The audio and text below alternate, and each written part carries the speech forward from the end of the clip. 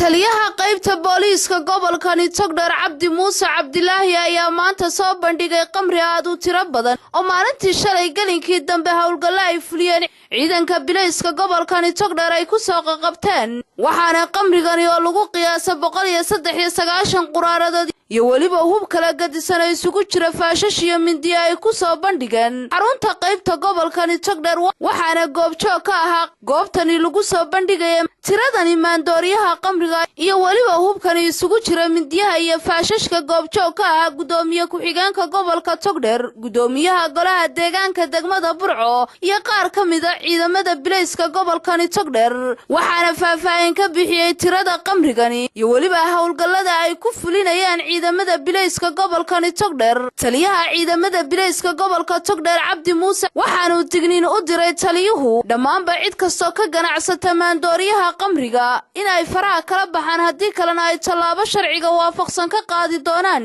ciidamada bilayska gobolkani Togdheer saakaynugu yeernay sadalkan ku arkaysaan waxa halkan yaala oo ciidanka bilaysku inta wiigan iyo bishii dhaweyd baa walaalo xoog leh ku jiray sidii amniga iyo uu qaba uu sugi lahaa magaalada Burco ayay walaalo xoog qaadeen halkan waxaad ku arkaysaan birahan midiyahan oo ay ciidanku ka ururiyeen dadka maartay wada dhalinyarada iyo kuwan kale ee wareegaya suuqa oo qalabkaas laga ururiyay midiyaha arkaysaan iyo birahaas khamriga oo arkaysaan oo aanu ka soo qabanay magaalada oo tiradiisu ay dhan tahay inta imika halka ay hortaala 193 litir oo qurbadahaniya arkaysaan inta bishii imika inaga dhamaatay ay ciidanku ay ololaha ku jireen waxay soo qabteen 625 litir oo khamriya iyo 5 gaari oo ay ku qabteen iyo 6 eedaysane kan imika u dambeeyay ee arkaysaan waxaanu soo qabanay shalay waxa lagu soo qabtay 3 gaari